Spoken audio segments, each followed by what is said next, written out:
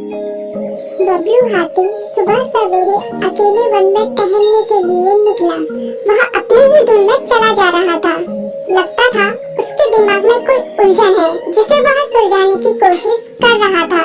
सड़क पर आगे बढ़ते ही उसके सामने चीकू खरगोश भागा। बबलू का पैर उसके ऊपर पड़ने ही वाला था कि चीकू जोर से चिल्लाया। उसकी आवाज सुनकर बबलू ने अपना पैर पीछे खींच लिया। कहाँ खोए हो बबलू भाई? कहीं नहीं, बस कुछ ऐसे ही सोच रहा था। किस बारे में? तुम जानकर क्या करोगे? शायद मैं तुम्हारी कुछ मदद कर सकूं। तुम तो जानते हो आजकल वन में कितनी चोरियां हो रही हैं, पर चोर का कोई अता पता ही नहीं है। इस बात को लेकर वन के सारे प्राणी चिंतित थे। वे वहाँ खुद को सुरक्षित महसूस नहीं कर रहे थे। अरे चीकू भाई, हम मजबूर हैं। हम चोर को पकड़ ही नहीं पा रहे हैं। वह बहुत चालाक है और अपने काम को बड़ी कुशलता से अंजाम दे रहा है। कहीं कोई सबूत ही नहीं छोड़ रहा। हमारे राजा इस बात को लेकर बहुत चिंतित हैं। यही कारण है कि हम सब इस बारे में सोच रहे हैं। अब तुम मेरी इसमें क्या मदद कर सकते हो? मैं कुछ सोचता हूँ, हो सकता है मुझे कोई उपाय सूझ जाए। प्रयास करने में कोई हर्ज तो नहीं है। तुम ठीक कहते हो चीकू, लेकिन वन के गुप्तचर भी अभी तक इसका कोई हल नहीं निकाल सके। इतना कहकर वे चुप हो गए। बबलू की बातों ने चीकू को सोचने के लिए मजबूर कर दिया। चीकू को उदास देखकर बबलू बोला, तुम अपना मन छोटा मत करो। मुझे अच्छा लगा कि तुमने मेरी परेशानी को समझा। कभी मैं भी इस वन के लिए गुप्तचर का काम करता था। एक बार मेरी टांग टूट जाने से मेरे अंदर फुर्ती नहीं रही। तब से मैंने यह काम छोड़ दिया। चीकू, तुम चाहो तो यह काम दोबारा कर सकते हो। वन के प्राणी ज्यादातर दिन में भोजन की तलाश करते हैं, वे रात को आराम करते हैं। तुम दिन रात दोनों में ही भोजन की तलाश में निकल सकते हो सकता है रात को तुम्हें कुछ ऐसी बातों का पता चल जाए जो हमारे काम की हो। हाँ बबलू, तुम ठीक कहते हो। मैं आज रात को वन में घूमकर इस बात का पता करने की कोशिश करता हूँ। थोड़ी देर बातें करके चीकू अपने बिल की ओर बढ़ गया और बबलू अपने रास्ते चला गया। चीकू के दिमाग में अभी तक बबलू की कई बातें घूम रही थी। उसे समझ नहीं आ रहा था वह बबलू की मदद कैसे करे। दिन भर वह उसी उधेड़-बुन में लगा रहा।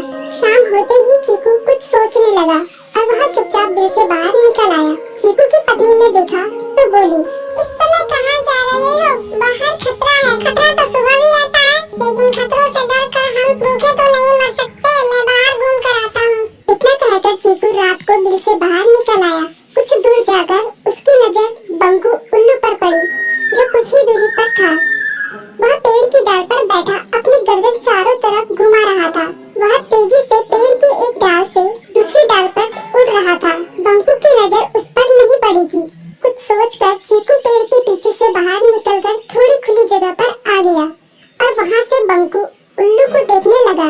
बंकू ने चीकू को अंधेरे में भी देख लिया, पर उसने उसमें कोई उत्सुकता नहीं दिखाई और अपनी गर्दन चारों ओर घुमाता रहा। चीकू बड़ी देर तक बंकू की हरकतों पर नजर रखे रहा। वह थोड़ी देर तक खुले मैदान में खड़ा रहा, पर बंकू ने उसे देखकर भी अनदेखा कर दिया। उसने महसूस किया कि बंकू के आसपास चमकू चमगादड़ भी मंडरा रहा था। कुछ देर वन में घूमने के बाद चीकू अपने बिल में लौट आया और सुबह होने का इंतजार करने लगा। अगली सुबह बबलू उसी रास्ते में जा रहा था। रास्ते में चीकू उसका इंतजार कर रहा था। आज बड़ी जल्दी आ गए बबलू। हाँ, आजकल मुझे चिंता की वजह से नींद नहीं आती। कोई नई खबर है क्या? यकीन से तो मैं नहीं कह सकता, पर मैं तुम्हें ऐसे प्राणी का नाम बता सकता हूँ जो शायद चोरों की मदद कर रहा है। कौन है वो? बंकू उल्लू। इतना कहकर चीकू ने रात की घटना उसे ज्यों की त्यों सुना दी। इसे सुनकर बबलू का माथा ठनका। बबलू की आंखें चौंधिया गई। तुम ठीक कह रहे हो। मुझे आज रात बंकू और चमकू पर नजर रखनी होगी। इतना कहकर वे दोनों अपने अपने रास्ते चले गए। बबलू रात को अपने साथियों के साथ बंकू पर नजर गड़ाए रहा। उसकी संदिग्ध गतिविधियों को देखकर बबलू ने उसे उसके साथियों चंकी और संकी लोमड़ के साथ पकड़ लिया। बबलू ने सख्ती से पूछताछ करनी शुरू कर दी। तुम इस समय बंकू चमकू के साथ क्या कर रहे हो? हम चार दोस्त हैं, इसलिए साथ बैठकर बातें कर रहे हैं। चमगादड़ और उल्लू की दोस्ती तो समझ में आती है, पर लोमड़ के साथ दोस्ती कैसे हो सकती है? सख्ती से पूछने पर दोनों ने अपना जुर्म कबूल कर लिया और सभी चोरियों के बारे में बताया जो उन्होंने कुछ दिन पहले वन में की थी। बबलू ने उनके चोरी का सारा सामान भी बरामद कर लिया। बंकू और चमकू को अभी तक समझ में नहीं आ रहा था